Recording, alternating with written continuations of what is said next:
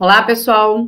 Nessa aula nós vamos ver a competência 2 da dissertação argumentativa modelo Enem, ok? Nessa competência, fazendo uma breve leitura e relembrando o que ela vai englobar, ela engloba literalmente todas as referências que você justifica, que você utiliza para validar os seus argumentos dentro da dissertação argumentativa. Tá? Então, a tua tese seu primeiro parágrafo, ela tem que ter uma tese e 2 argumentos. Essa tese é seu ponto de vista. Esses argumentos, eles serão validados ao longo do seu texto, utilizando pessoas com propriedade para falar sobre aquele assunto. Então, por exemplo, se eu estou falando de preconceito, eu digo que Einstein dizia que era mais fácil quebrar um átomo do que um preconceito social, certo? Se eu estou falando algo sobre educação, eu digo que Kant diz que o homem é exatamente aquilo que a educação faz dele. Então, eu utilizo frases filosóficas, literárias, científicas, ou até da questão da história, né, de modo geral, acontecimento histórico, dito popular, para justificar todos os argumentos que eu tenho dentro da minha dissertação argumentativa. Daí, eu tenho que lembrar o seguinte, para que eu faça uma conexão, né, lembrando que todo texto precisa ter uma coerência, uma coesão, isso é muito importante dentro de qualquer tipo textual, principalmente na dissertação. Nós temos algumas palavras que nos ajudam, elas conduzem o nosso raciocínio para que fique claro para o leitor, tá? E que a gente consiga persuadir o leitor de forma benéfica para o nosso texto. Então, vamos à lista de palavras. Debate-se muito corretamente que com frequência comenta-se que, segundo a história, nota-se que, ok? Palavras clichês que não podem ser utilizadas ou que deixam a sua redação pobre, deixam ela com menos pontos ou com valor de escolha de registro menor.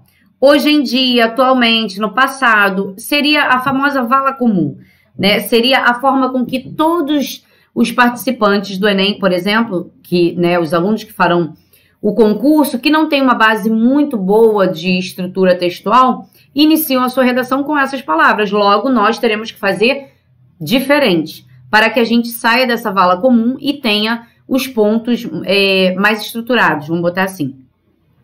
Comece sua redação com estilo, faça alusão histórica, ou seja, a gente já está entrando na questão da dissertação com referência. Quando eu inicio, por exemplo, falando sobre a relação humana e eu utilizo a Revolução Industrial, por exemplo, para justificar um argumento meu, eu já estou ganhando ponto na competência 2 do Enem. Eu já estou usando uma citação histórica para valorizar os meus argumentos. Daí a gente tem algumas expressões que são imparciais, ou seja, que não tomam partido dentro da dissertação e que são usadas no Enem e que valem ponto, que são coringas, são bem utilizadas, tá? Observa-se que tal cenário é benéfico ou maléfico. Observando um passado próximo, nota-se que, com frequência, comenta-se que, e assim vai. São formas de você iniciar o parágrafo unindo os argumentos, ok? Em relação à alusão histórica, ela traz uma intertextualidade, ela mostra para o corretor, ela mostra para o leitor que você tem conhecimentos não só da área que você está falando, mas você consegue pegar conhecimentos históricos de uma outra área do conhecimento da qual você não está falando para justificar os seus argumentos. Por isso, ela é tão importante dentro da dissertação argumentativa modelo Enem.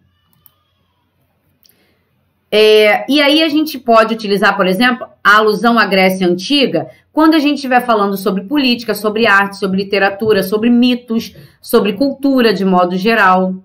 A gente pode fazer alusão histórica à Revolução Industrial, por exemplo, quando estivermos trabalhando a questão do direito trabalhista, dignidade do ser humano, consumismo, poluição, meio ambiente, êxodo rural.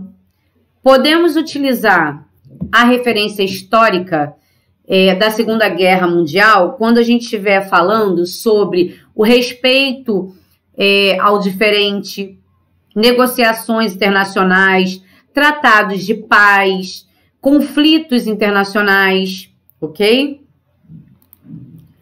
Citações filosóficas para a redação e outro tipo de intertextualidade. Quando eu falo, por exemplo, de Einstein, como eu citei antes, eu estou usando uma citação científica. Quando eu usei Kant, eu estou usando filosófica. E assim vai, certo? Então, alguns exemplos de citação sobre educação. Eduquem as crianças e não será necessário castigar os homens. Pitágoras disse isso. Seria uma citação filosófica. Né? Sobre política, a base da sociedade é a justiça, Aristóteles, ok? Então, a gente tem nesse quadro algumas referências para a nossa citação filosófica ou literária. Para que se tenha uma dissertação argumentativa bem organizada dentro dessa coluna vertebral, que a gente vai estudar como planejamento textual mais tarde, a gente tem que ter bem claro essas questões. Ao escrever um texto dissertativo argumentativo, modelo Enem, eu vou me perguntar, qual é o problema? Eu falei sobre o problema? Por que é um problema isso? O que é a causa desse problema? Existe solução para isso? Como colocar a solução em prática? Isso resolve realmente o problema?